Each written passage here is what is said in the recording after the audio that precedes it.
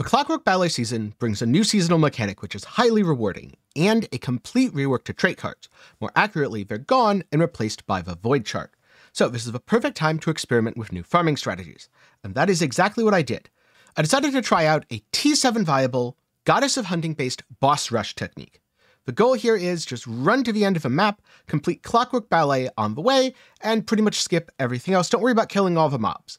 And the reason I wanted to do this is to present a strategy that someone who's just getting started for the first time, or maybe they're farming on a new character, has something to do, i.e. you don't need compasses, you don't need Timemark 8, you don't need to be able to do super strong content or anything like that. And personally, I found it to be very successful. I made over 1,700 Flame Elementium in a 2-hour test. But that said, a couple of disclaimers. Number one, prices are constantly shifting over time. The prices that I experienced a couple days into the season may not be what you experience later, so feel free to do your own tests. Also, there's variance. I'd probably have to do 10,000 beacons to give you an exact number of how profitable this is. So instead, I'm just going to document my methodology, go through everything, and you can decide for yourself, maybe test it, to see if it's worth your time. But this isn't the only strategy that I'm going to be testing. So if you want to see more about how to make money in Torchlight Infinite, then do be sure to get subscribed and maybe leave a like while you're down there. Also, if you want to know about a build, I have another video on that coming out soon, or you can check out my season start version, which I'll link up in the card and down below. For now, let's get into the strategy, starting with the Void chart. So here I have my Void chart. For the Profound constellation, this is far from mandatory. I'm just using it for a little bit of extra profit by getting those star shards. For Clockwork Ballet, I've pretty much got it fully spec'd out. I completed this quite quickly. The only nodes that I'm missing are these micro nodes here, because turns out you are 3 points short of completing the entire thing. Sorry to anyone who likes seeing every box checked off. Then in terms of a Void chart itself, I'm primarily going into 3 different things. Netherrealm, where I'm getting all the beacon drops, because selling T8 beacons is a significant part of a strategy. The Winding Keys, people have been using these to respec a lot. I suspect the value of this is going to go down over time, but for now it's pretty good. Compasses, just because I had some extra points. Honestly, I'm not 100% sure between this and this what's better, or if maybe you want both and drop some other things like the Winding Keys in the long term. Then the Netherrealm Resonance I'm not taking, but I did take one of the boss notes just because I had a floating point. Thought about the chests. Problem with the chests, while they are kind of nice, is that's something else to click, and I didn't want extra stuff to click, so I skipped it. Number 2, in the Commodities constellation, I was going here for extra Elixir of Oblivion. To be completely honest with you, I think Energy Cores would have been better, so I would recommend dropping this, but I'll talk about that more in the money breakdown of my test. And then finally, the Flame Sand nodes, because Flame Fuel is very sellable, especially if you have pets that give you even more of it. Then last up, Goddess of Hunting, because I wanted more value with as few clicks as possible. So I simply took everything here as a way to dump a majority of my points. To be honest with you, I'm not 100% sure if this is optimal. In fact, I suspect over time, the optimal thing for the rest of your points is going to shift between the different mechanics, either A, based on which pets you have, and B, based on the time of the season. But for now, this did work very well, and again, it added a lot of value with very few additional clicks, especially since it twinned bosses, making the drops from those bosses even more impactful. So that's what I was doing for the Void chart.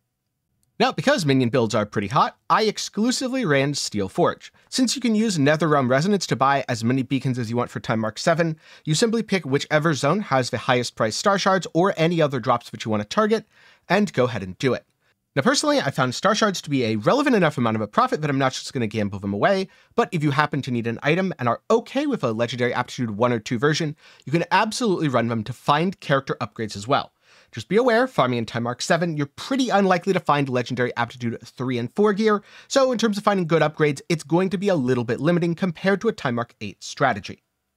In terms of how I'm actually running it, well, I'm basically just running through, killing as many enemies as I can possibly encounter along the way passively, while targeting each of the gears for the Clockwork Ballet. So if one's off in the middle of nowhere, I'm not going to do it. I'm going to run straight towards the boss, because the boss is where most of the rewards are located. But the second majority of rewards, and to be clear, this is significant, I think I'm getting twice as much currency as compared to previous seasons doing similar strategies, and that is 100% down to the Clockwork Ballet. It is incredibly disgustingly rewarding, and I don't even have the Alice pad. In terms of selecting member services of a Clockwork Ballet, I basically just went higher rarity equals good. So if there's a rainbow option, I'd select that. If there's a legendary option, I'd select that. If there's a purple, I'd select that.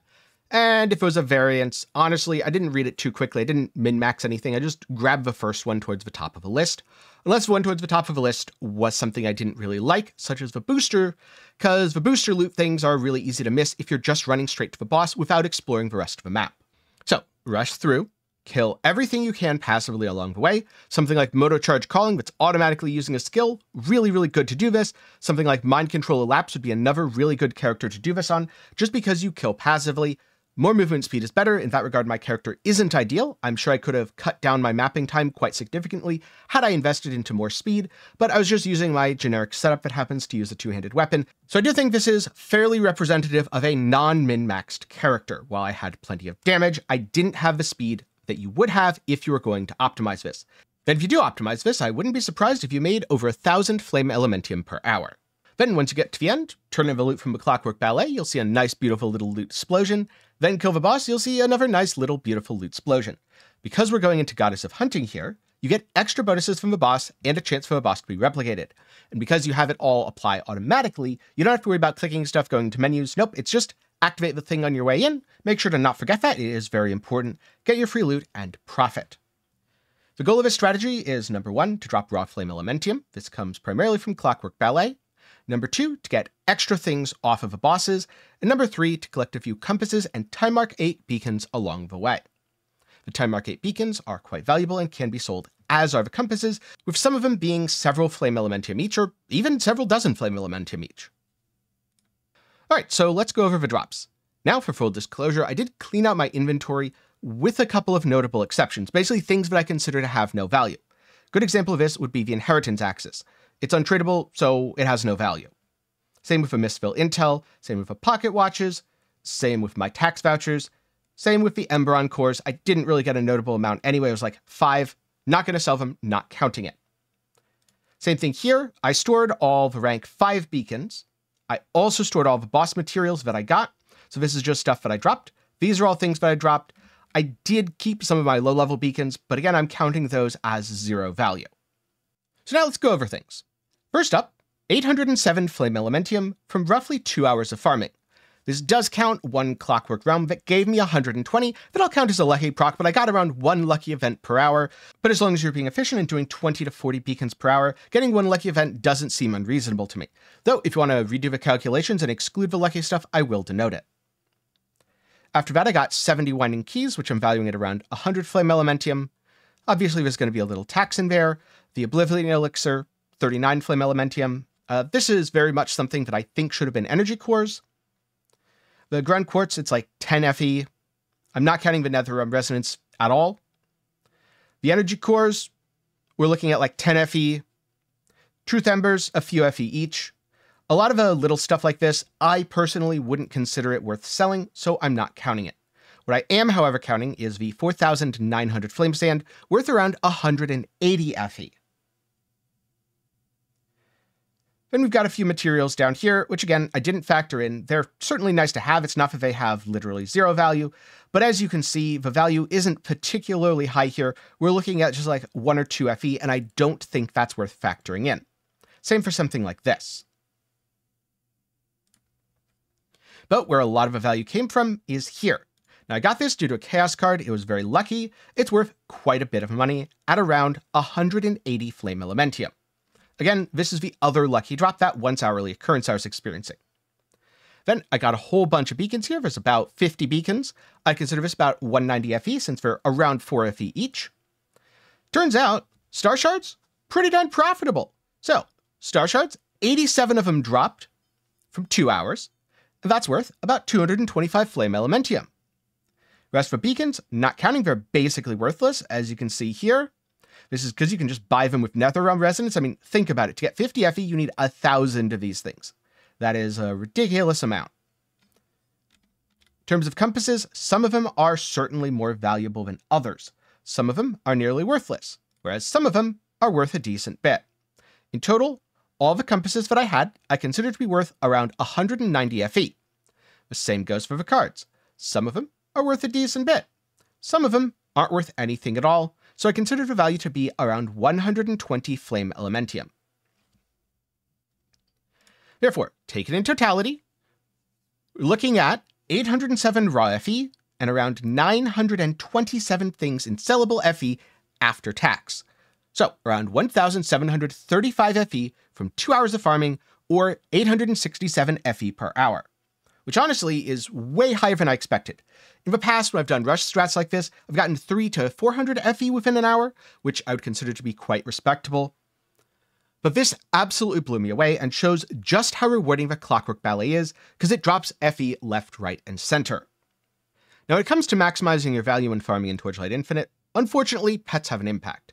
Basically, the default loot pets, like Happy Chunky, Cloud Gatherer, Surging Gold, or Chalk Spirit, will increase the amount of flame fuel that becomes Flame Elementium and the amount of flame fuel that drops in general.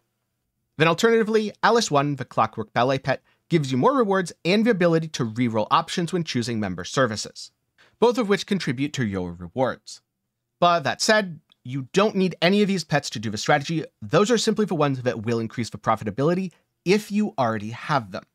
This is very much an entry-level strategy, and if you just need a couple hundred Flame Elementium to get yourself started, start building out your character and farming later stuff, buy compasses, all that, this is remarkably effective from my experience. But again, prices change over time, and your luck may vary. Now, if you're interested in trying the strategy for yourself, I have made the tweaked version of my void chart public. Remember, it will not quite match what you've seen in the video, as I made some adjustments to it. But you can find that by going into my Discord, which is linked down below, and I will try to remember to update it. Unfortunately, you can't really auto-update these links, so I may end up forgetting. That said, this is how I got some seed money, both to build out my character, and of course, to farm more in Timemark 8. After I buy some compasses, try a few different void charts, I'll let you know some of my findings in a future video. But if you're looking for something else to watch right now, then maybe check out my day 1 version of Commander Moto Charge Calling, which I'll link up in the card and down below. Of course, before I go, a big thanks to my patrons and channel members for the continued support. For as low as $1 a month, you can make sure videos like this are possible. A lot of the videos I make take quite a bit of time. This one is relatively fast, as I only spent 2 hours testing. And also, a lot of them aren't very friendly to the YouTube algorithm. They don't get hundreds of thousands of views, so direct support definitely helps a lot in keeping the channel sustainable. And link to support is down below. And also, before I go, a big thanks to everyone who watched to the end. I'm glad you found the video useful, and of course, I hope to see you again in the next one.